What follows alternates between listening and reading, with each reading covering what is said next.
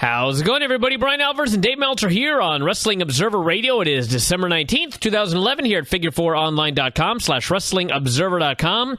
Here to report on a very fun TLC pay-per-view. Excellent main event, some title changes, some surprises. Sometimes they do this. Show coming up. Doesn't look on paper like it's going to be a earth-shattering show or anything like that.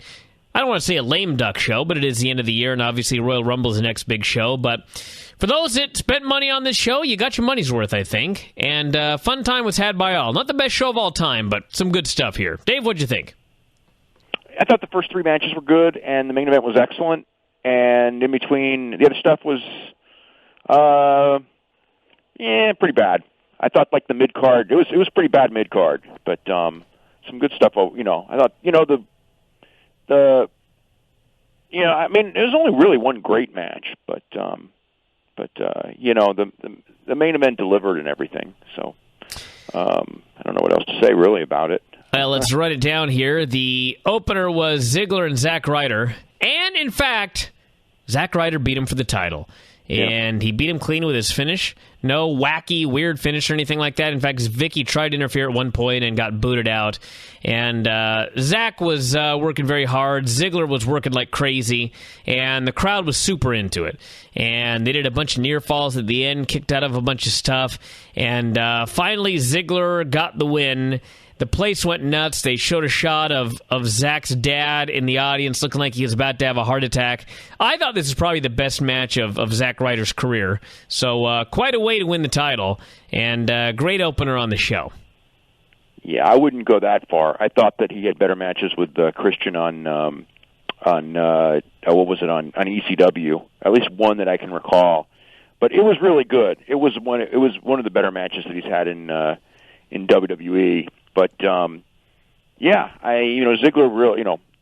really worked hard, and Ryder was good here, and the crowd was, it was definitely a great way to open the show. I mean, it just people were definitely into it, not as much as they would have been when they did the show in New York at the Garden, but still they were, and it was a good match. They actually did I think the best part about it, not just the match itself, but the fact that he won the title, and this was not one of those deals where it was immediately to the back. They played a song nearly all the way through. They showed a bunch of replays of the finish. They showed a bunch of crowd shots. They showed a bunch of celebration shots. Made it seem like it was a big deal that somebody won a championship, and you can't fault him for that. Yeah. I thought Dolph Ziggler really was good here. Probably the best performer really all around on the show. Just he's really, and I'm in a sense I'm glad because number one, Ryder really, they should have given Ryder the championship just because he's got some momentum right now, and in a sense that championship is an albatross for Ziggler because it's kind of a meaningless championship anyway. And he should be in the world title picture, and so it's kind of a way for him to get rid of it and move up. We had Booker T hanging out with Alicia backstage. Cody Rhodes showed up and attacked him, and they had a bunch of guys break it up, and Booker yelled at him. Booker was beaten up, but presumably fine at this point. This was the first of two attacks before the match. Yeah, if you remember, they teased it like there wouldn't be a match later in the show, but the way they did it, you kind of knew that there would. We had Evan Bourne and Kofi Kingston against Epico and Primo in a thrown-together match, a bonus match here for the show, I guess based on Epico and Primo beating them on Tribute to the Troops. And good guys ran wild for a while. Bad guys took over. We were alerted. This was one of those shows where they decided to go all out with the Twitter again. Not only did they have the graphics on the screen, but we had to spend a minute explaining how important it was that Air Boom was trending worldwide. Drove me nuts. But Kofi got the hot tag, ran wild, and hit a high cross. Epico broke it up. Evan did a dive outside, and then Kofi hit his kick out of nowhere on Primo for the pin. So champs retain the titles. I guess we'll see where it goes. Maybe a setup for a title change on Raw. We shall see. Yeah, I could see that. the thing with Primo and Epico, I mean, and this one of the things I should mention as far as in the undercard, the announcing was frickin' horrible. And I think this match was kind of, Cole did make an explanation as far as, why they're doing the championship change and everything. But it's like Primo and Epico, I mean, like, they're Primo's been around forever and has been like, one of the lowest guys in the totem pole, pretty much job guy for years. And then Epico's like a new guy. And they basically did nothing to get them over. I mean, these guys, like, you wouldn't even know who one from the other. I mean, because they're similar outfits, and one's got braids in his hair, and the other one's got more like a crew cut. But it's like there are two anonymous guys out there that were in there with Kofi and Evan Bourne, and the only thing they push on the team is Rosa Mendez. So again, like, they needed some help to make it meaningful. I mean, the match was really good. I mean, we were only given 7 minutes, but I mean, they did as much with the 7 minutes as you're going to be able to do. So, I mean, I thought, Primo's a really good worker anyway, and Epico, I mean, he was fine, and but yeah, I thought good. Other than and then as far as like the Twitter stuff, it is what it is. It was definitely annoying. I mean, when you think about, like it was going on, how few people were actually watching the show, and all it is, again, I got to say one thing with all of this is the guy who came up with Twitter, not so much Twitter, but the way that they do the trending on Twitter, because it's such a gimmick, is brilliant. Because what happens is you can get things to trend so easily if you have television that's live, and of course it means absolutely nothing, because it's not a measure of, like, how many people are actually, writing about a certain subject. I mean, if it was, that would be, I mean, it would still not be all that significant now because of the number of people who Twitter is, pretty insignificant total. I mean, I know that, like, it's like, what was it but the thing is that it's not a matter of that. It's a matter of getting a bunch of people to do it all in the same minute. And it's not that many people that will get you trending, and and to make that into some kind of a stat that's meaningful, which it's not. But I mean, I think that just with WWE, I mean, I don't know. It's definitely, it's going to be. It was annoying before. It's going to be more annoying in the future, and because I don't know, I would be a lot more impressed if I knew people were actually, were buying and watching the show, which I know that they weren't. So I guess it kind of just tells you what it means.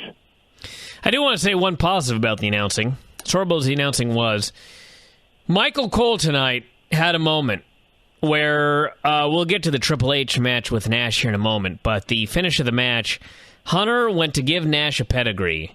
And for those of you that remember some of those pedigrees that Vince McMahon took, which were laughable, Vince McMahon looked like a seasoned veteran compared to the mistiming of this pedigree on the part of Kevin Nash here. Hunter has the move set up, and before he even jumped, Nash fell down. And, I mean, literally, without missing a beat, I mean, this wasn't even like in the replay or anything like this. This was like a split second passed between Nash boshing the spot and Michael Cole announcing his leg gave out. And I thought, my God, you've never been this fast in your entire life on anything, and here it was. That was perfect timing there by Michael Cole with an explanation of why that spot got botched. And I was very impressed. But other than that, announcing sucked. Yeah. We had Josh backstage, and he said based on Cody's happy reaction backstage and the fact that Booker was in with a trainer, he suspected that the Booker-Cody match was not taking place after all. Teddy Long, dressed as Santa, he did a segment with Hornswoggle. All I know is we got the term mature testes in this segment, which caused the announcers to laugh uproariously in the fakest manner possible. There was an Ebonics joke. This whole segment sucked. Yeah. I mean, it's always bad when you have the announcers laughing and the crowd that has seen the same video and you hear no one in the crowd laughing. Mm-hmm. And I don't know why they make them do that, because it never works, and it comes off so forced. But it was an attempt and everything. And I mean, I thought that it was kind of funny at the beginning when Teddy Long was treating Hornswoggle like he was a little kid, and he just goes, "I've got a beard," like that. I mean, I actually thought that was kind of cute, but after that, it fell apart pretty quick. We had Randy Orton, Wade Barrett in a tables match, and good match, not a great match. They did all their spots. They had the tables out there. They explained that the only way to win was by putting someone through a table, which begged the question why it's not a TLC match. Since, in fact, in the tables match, they also used chairs, I might add. But anyway, the chairs match, they used tables. Anyway, point is, they did the match here, and Wade got hit with the draping DDT and made a comeback, draped Orton's stomach first on a table, went up top, and he was going to do this big dive and put Orton through the table. But in mid-dive, Orton jumped off the table and turned the dive into a mid-air RKO, and Barrett went through the table and lost the match. Cool finish. And apparently this feud is now over. I hope not. They got to do something with both these guys. Actually, it'll probably lead to the usual 30-minute SmackDown long match for free that we usually see with Randy Orton after the pay-per-view match. Yeah, if this was TNA, then it would lead to a singles match. Sure. Well, that's probably what it will lead to. Yeah. Again, I mean, it was good. I think it would have been better if they had just done a regular match. The tables finish, kind of took away from a lot of the stuff they could do, but I mean, the show was looking real good at this point. I was going, man, this is good. This is gonna be a good show. Until not so much the Beth Phoenix Kelly match, because that was short and I didn't know it was coming. But you don't really expect much from that. But after that, I mean, the Triple H Kevin Nash match just took the show down the toilet, really. We'll get to that in a second. I want to mention something about TNA since you mentioned where this would lead if it were in TNA. I did think it was kind of funny that they book a 30-minute Iron Man match for the pay-per-view, and it goes to a draw, and then they do the 5 more minutes match, and that goes for a draw. And so then Sting concludes, well, we'll just go until there's a winner. And I was like, well, why'd you do the Iron Man match in the first place if you just want a winner? I don't know. All right, we had the Bellas arguing with Santa, who, of course, was Teddy Long, about who should get a gift for Christmas. And he ended up giving them a direct line to him in case they ever wanted to play reindeer games. And by the way, that reminds me, whatever happened to the gimmick that they shot on SmackDown in that Battle Royal where one of the Bellas won a free kiss for any superstar before the end of 2011? Well, the year's not over. They have till Christmas, right? Or till the end of the year. So you do think that sometime in the next 2 weeks they're going to remember this? Probably not. I was just wondering. I thought it could lead to a finish, but maybe it will. Who knows? So then Swagger and Sheamus were in and led to them getting signed to a match for later. So there you go. Beth and Kelly for the title. As you noted, it was short. It was really bad while it lasted. Poor Kelly. It was just bad. Beth reversed. She's lost weight, too. Well, that's great. Yeah, I know. That's what she needed. Yeah, I know. Face first powerbomb for the pin. Yeah. We had Alberto yelling at Ricardo backstage. Poor Ricardo. Miz showed up, and they got to arguing. And Ricardo said that it was never an alliance between the two of us. There's not going to be an alliance tonight. They started arguing about who had a better 2011. Miz still talking about how he beat John Cena at WrestleMania. Alberto called him a stupid little boy who came from a reality TV show who thought he was a badass, but he actually wasn't. He was weak and pathetic. And he said, you couldn't even take Ricardo. And so Ricardo showed up, and I guess to prove that he could, in fact, take Ricardo, Miz put food in his face. That was your segment.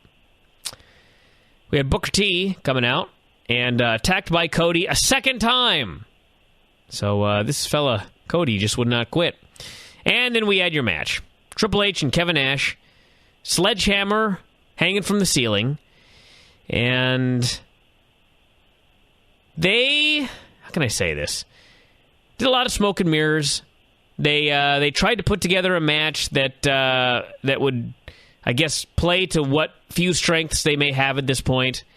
But to me, just watching it, I don't want to say that Hunter was not fat, but he's not been in this years old condition in his entire WWE career. Yeah, but he's 42 years old. Yeah. But the point I'm making is he was out there, and Nash was out there, who could barely walk. And I didn't think Hunter was too bad, but there's limitations when you're working with Nash. I mean, one of the big problems was they worked a really long match, and I think that because of that, I don't know what kind of condition Nash is in. But it was really clear, his knees were gone, and they tried to cover that by having Hunter work his knees the whole match. But the people just weren't buying it. And, to me, the telling thing was the minute the thing started, the first guy out was Nash, and nobody cared. And I go, this is going to be real trouble because, Hunter got a big reaction coming out because he's a superstar. But once the match started, there were points where it was just deathly quiet. And, and the match was very slow, and they went way, way, way too long. And then the finish was kind of embarrassingly bad. So that was. Yeah. There were points in the match that were all right, and it was laid out pretty good. But the people just, I think that that after seeing, how quick the other matches were. There's something, where people go, well, you work slower and you this and this and this. You work to what the people want to see. And this was not what the people wanted to see. I think that in their mind when they laid it out, it was a credible match, but to the people, it was not. Well, it really stuck out here because it was on a show where there was so much youth on this show. And then you had these two guys out here where one guy's an office guy now and one guy is just can't move. And it's just sad, just a sad match. And they tried hard and they did all their they didn't climb the ladder, but they used the ladder. And like Hunter took a side suplex on the ladder, which was complete idiocy. And, Nash got his legs bashed up by the ladder supposedly. And finally they climbed at the very end, both on the ladder at the same time. And for those of you wondering how Nash was going to fall off a ladder without killing himself, well, they had a table in this ladder match. And Nash took a bump off of the ladder, went through the table, which was about as safe a bump off a ladder as you could do. Hunter got the sledgehammer, hit him a few times, and then decided he was going to finish him with his move, of course. And the single most mistimed pedigree in all of wrestling history. And Cole jumped in, explained that Nash's knee gave out, and then Hunter picked him up again and gave him another one. And that one didn't look so good either. No. And they did a lot better than the first one. Yeah. They did the spot where Nash got on his knees and gave the click sign, and Hunter responded by giving him a crotch chop, and then he hit him with a sledgehammer and pinned him. And they did the whole stretcher job, neck brace, whole 9 yards. So that appears to be the end of Kevin Nash for the time being. In his mind, it's his retirement match. Really? That could change, but yeah. At this point, it's Kevin Nash's retirement match. Quite frankly, in the career of Kevin Nash, this was not the worst match to go out on. That's for sure. If it was me, you think Kevin Nash is going to have a better match than this? Could he have a worse? Well, sure. I saw a lot of him in TNA. I don't know that he could have much worse. I saw him in TNA. He's not going to have a better 20-minute match, but he could probably have a better 8-minute match. He had better matches, a lot better matches than this in TNA. Not that he had some matches in TNA that were fine. I can't say I remember any that were like really good, but there were definitely. I remember some where it was like, he didn't do too badly. Some where he worked, some where he still had a little more, spring in his step. But again, there were matches where he was probably called on to go 9 minutes instead of 18. And I think that was part of it too. That when you have to go long and you have to pace yourself, and then you lost the crowd. And I don't know. If it's me, man, and it's my retirement match, I'd want to have a good match. To me, it's like you retired striking out 4 times, and 4 at-bats, and that's not a good retirement. To him, his thing was, well, I got to go out wrestling my friend, but it's like that's almost worse. You're wrestling your friend, and you had a bad match, but it's time. It's probably time years ago, honestly. But he got his run. I mean, and it's probably, in some ways, it's probably better it was with Triple H than with Punk, which was the original angle. Because I tell you what, if he had done a match with Punk, even though Punk would, they would have had Punk beat him, I think the match with Punk would have been even worse than this. Yeah. And would have, and Punk probably would have gotten more blame, because in this one, it's like, no one's going to blame Triple H for this match, but if Punk had like this horrible match with Nash, there would be, someone would take the blame, and part of it would be, Punk's not versatile enough or something. They'd come up with something. We had Punk doing a promo, and he also made fun of Miz, saying he was pretending to be intimidating, and I don't think that Miz is the most believable badass, but I don't need them telling me this on television. I tell you what, I completely agreed with, there's certain shortcomings that you can tell on a guy. Sure. That you know what I mean? That's good when you're doing promos, but the one that everyone knows and the one that's holding him back, it's probably not it. Like, I'm not sure that telling people that Del Rio's promos are repetitive is probably the right way to do it. You can probably find something else, and certainly saying that what everyone's thinking is that Miz isn't a tough guy, and and he's so bad when he tries to be a tough guy. I'm not sure that's the thing that the babyface should say. If anything, no one should say that about the guy. Yeah, if anything, he should say something like the opposite. Yeah, this guy is tougher than people think.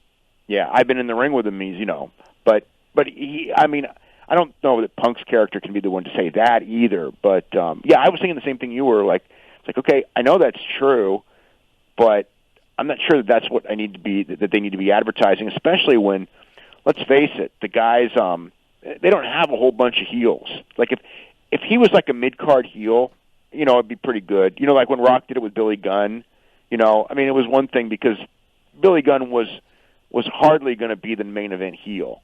But with Miz, I mean, it's like, Miz is as good as they got, in that position. So you probably to advertise why he shouldn't be a main event heel, probably not the best thing.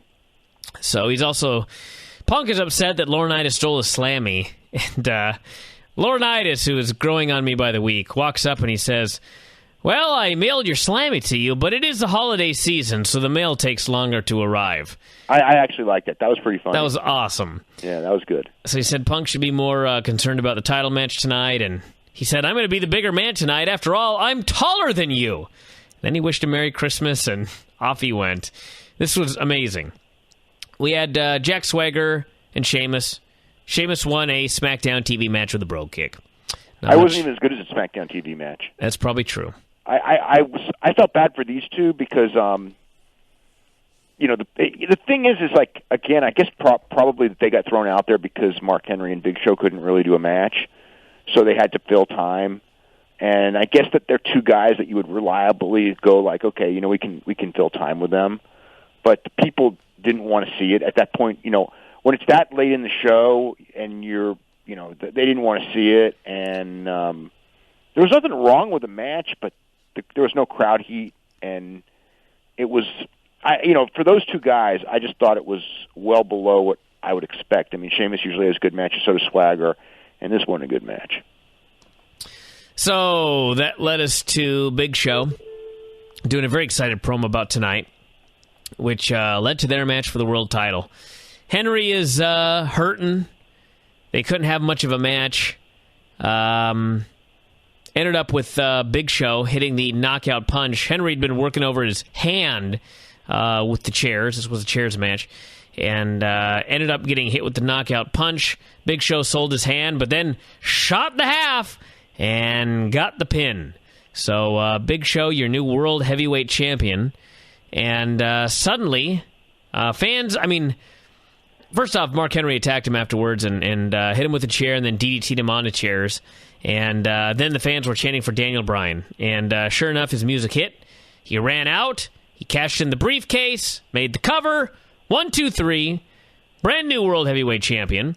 Went nuts, went over on the announce table, thanked everybody for supporting him over the last 12 years. Big Show was in the ring, looking disappointed, but he didn't complain too much. He ended up just looking disappointed for a while and then walking to the back.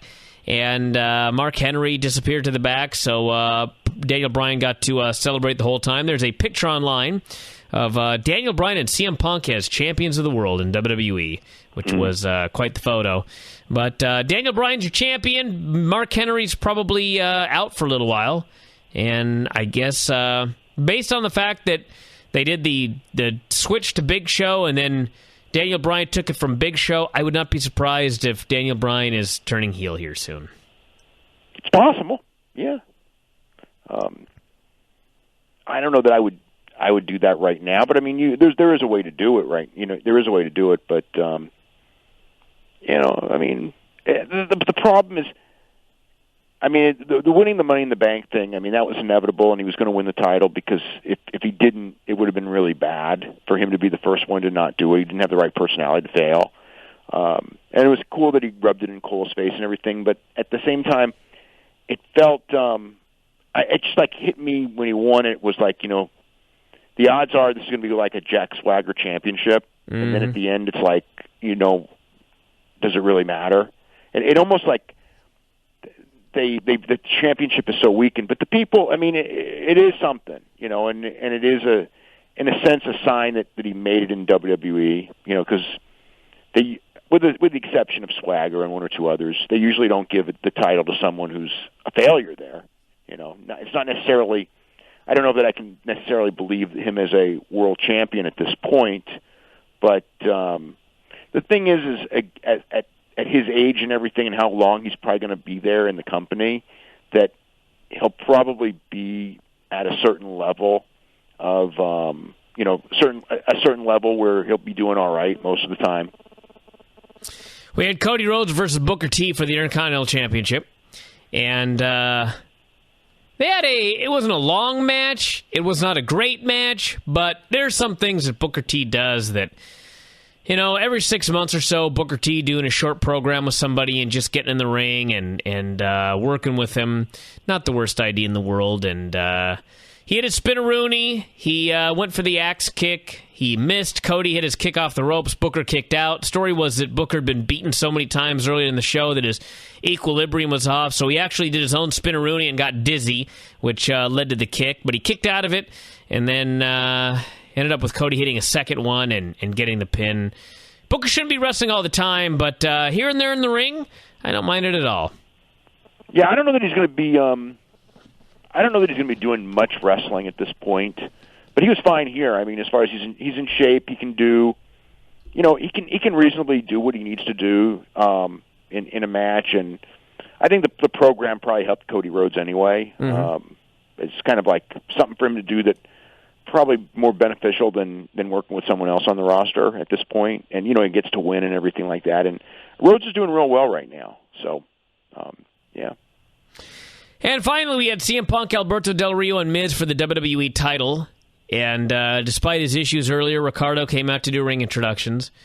And they had a three-way match, the most notable things being that Alberto Del Rio beat the crap out of these two guys. I was just watching this match, and he was really just destroying poor Miz. I mean, he hit him so hard with chair shots, and, he was kicking chairs towards his head, and he threw the ladder at him and tossed him headfirst into a chair and then gave him more of these hard chair shots and just pummeled this poor guy. And same thing with Punk. And he took a couple bumps, nothing too crazy, one off a ladder and crotched himself on the top rope. And Punk ended up getting, first he was handcuffed to the ladder by Ricardo, but it was the thin aluminum part, so he just kind of broke himself free. But then later he got handcuffed to the turnbuckle, so it looked like he was doomed. Title was it was sure to change hands, but no. As Ricardo and Miz are battling, he actually undid the turnbuckle. So all those days on the ring crew back in the day saved his title here. He undid the turnbuckle, middle rope broke, he freed himself, went up top, knocked Miz off the ladder, gave Ricardo a kick. They did one more tease of Miz stopping him, but he ended up giving him the GTS, climbed up, and grabbed the belt for the win. Very creative stuff in this match. Excellent main event, and a great way, really, to cap off the final WWE pay-per-view of the year. Yeah, great main event. I mean, certainly not the best built-up main event, but as far as execution of the match, I like the fact that they did a great TLC match. They did enough stuff to where no one's going to complain that they didn't do anything, using the ladder and things like that. But they didn't. I mean, it wasn't one of those things like in the past where you're trying to raise the bar and do something no one's ever done before and all that. I mean, it was very. I wouldn't say it was safe, but it was a hell of a lot safer than probably 70% of the TLC matches that WWE's done, maybe even 80%. So that leads us to tomorrow's Raw and, of course, the Royal Rumble as well, which doesn't take place for over a month. So looks like we'll probably have, I would guess, tomorrow's show and probably the shows through the end of the year. Probably not a whole lot happening on them.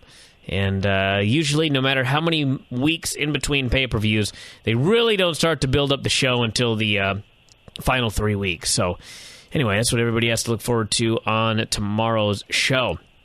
Let's no John Cena. He was there, but he was not on the show. That's correct. Yeah. So he was attacked by Kane this weekend, though, at the house shows. So that storyline is...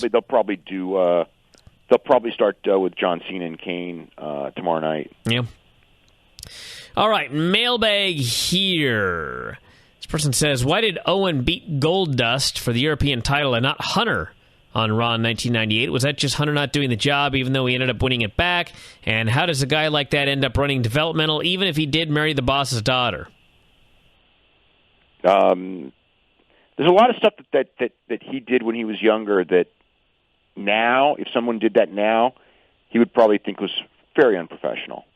But in those days, you kind of look at things with different colored glasses, I guess. And then it was to, he kind of had a spot. And it was a way to kind of accentuate his spot and not lose when he didn't have to lose. All right, this person here says... That's spam. Sorry. If the nightmare scenario happened for WWE, where John Cena, Randy Orton, and maybe even Punk got injured in the same month, who would get pushed as the top stars, and how would business do? I mean, house show business at first would be okay. It might struggle afterwards a little bit. Pay-per-view would probably be down a little bit. I mean, they would, I don't know, they'd be forced to push somebody else, whether it be Ron Killings or, Sheamus. They might have to switch someone from one brand to the other, although that would hurt both brands with Orton being gone too. It could happen. I mean, it's been talked about, but you might maybe turn, Miz or something at that point, forced turn. Something like that. All right, this person here says... that's another. If there's no money in Mexico, why is Jushin Liger wrestling in CMLL? And what's up with blonde fake hair on his mask? Just his outfit. But no, New Japan and CMLL have like a business agreement, and Liger is under contract to New Japan, so I mean he's getting paid the same whether he was in Japan or Mexico. So they're sending him there just as part of the business agreement. It works because New Japan has a way of kind of like they have a system in place of I don't want to say making stars, but kind of like the mentality is that you start on the bottom as a rookie there, and you lose your matches and things like that for a while. And then when you're, whether it's a year or two, whenever there's a certain point in your career where they go, he's pretty good, then they get rid of you. Because the idea is they really can't suddenly push you after you've been. So they send you away. They have you grow your hair long or give you a new outfit or whatever. But you're gone for 6 months, a year, 2 years, whatever it is. And then when they bring you back, then they'll give you a push. So in the old days, they would send you. They sent people to Mexico at times. But generally, in the old days, that both All Japan and New Japan would send guys to the United States territories. Well, that doesn't exist anymore. I mean, they sent Tetsuya Naito and Yujiro Takahashi to TNA, where they didn't do anything. They sent Kazuchika Okada to TNA, where they did absolutely nothing with him. So it's probably better to send him to Mexico, because at least in Mexico, they're going to get constant work, and they're going to be pushed to a degree, and they're going to get a lot more experience than if they sent them to TNA and then TNA did nothing with them and never put them in the ring for 6 months. So it's good to keep that relationship going, and one of the ways to keep it, the relationship going is send a guy like Liger. They sent Tanahashi, sent Hiroki Goto. They send guys there all the time, really.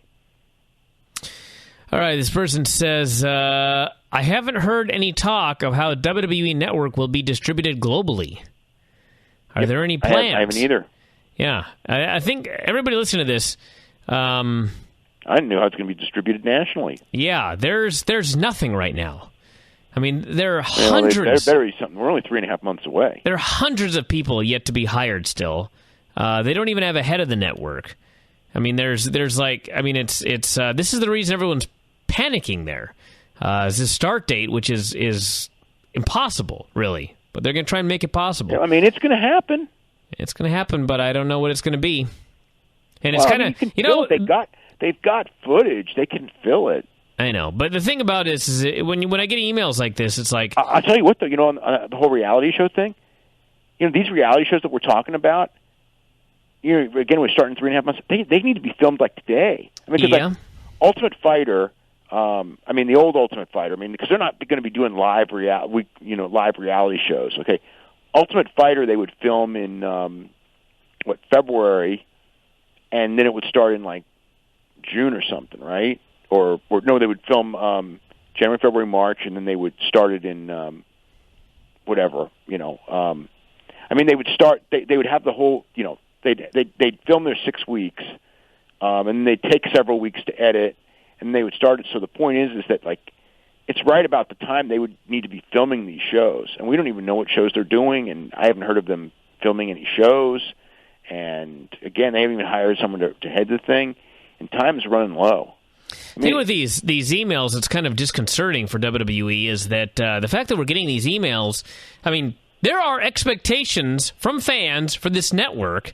And they'll have their talk show. The obvious things. I'm talking their expectations. Time. Their expectations where people are expecting, like right out of the gate, a real WWE network, and I don't think they're going to get it. That's what they're going to have to get. I don't think they're going to get it.